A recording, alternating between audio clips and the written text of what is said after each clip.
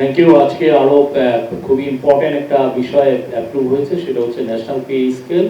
আপনারা জানেন সরকারের সরকারি, আধা সরকারি এবং অটোনোমাস বডির যারা কর্মচারী আছেন তাদের পে স্কেল 2015 সালে হয়েছিল। এটার পরে 10 বছর পরে নতুন পে স্কেল হলো। এর মধ্যে আপনি জানেন যে গত সরকারের সময়ে ইনফ্লেশন ডাবল জিবি ক্রস করেছিল। আমরা যদিও এটাকে গত মাসে 8% নিয়ে এসেছি, কিন্তু ইনফ্লেশন কারণে যেই বেতনের যে অ্যাডজাস্টমেন্ট সেটা এখনো ঠিক মতো হয়নি।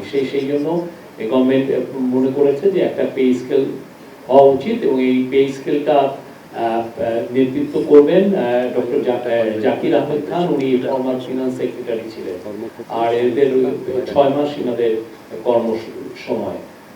আর আজকে আরেকটা বিষয় সেটা হচ্ছে যে আপনারা জানেন যে গোপালগঞ্জের বিষয়ে একটা সেক্রেটারিয়াল স্বরাষ্ট্র সেক্রেটারি নেতৃত্বে একটা কমিটি হয়েছিল।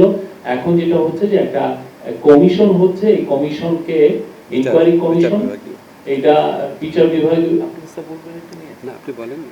বিভাগীয় কমিশন হচ্ছে, এবং এটার নেতৃত্ব দিবেন সুপ্রিম কোর্টের ফর্মার জাস্টিস ডক্টর আবু তারিক। উনি এটাকে নেতৃত্ব দেবেন। এটা 6 সদস্য বিশিষ্ট কমিটি। এরা গোপালগঞ্জের এই যে ভায়োলেন্সটা হলো, এখানে হতাহত এবং এটার কারণ অনুসন্ধান করা, এই পুরো জিনিসগুলো তারা 3 সপ্তাহের মধ্যে এই কাজ, এই ইনকোয়ারি এটা করবেন। Thank you.